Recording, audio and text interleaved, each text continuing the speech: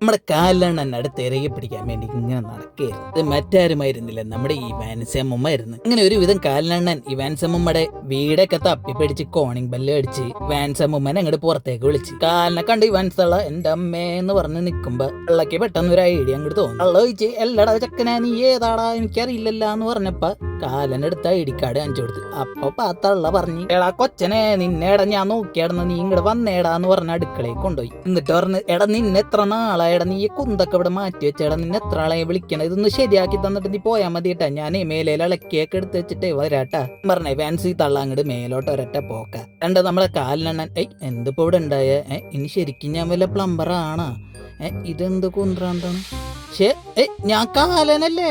ഇങ്ങനെ കാലിനുള്ള തള്ളനെ നോക്കി മേലേക്ക് പോയപ്പോ അവിടെ ഒന്നും കാണുന്നില്ല.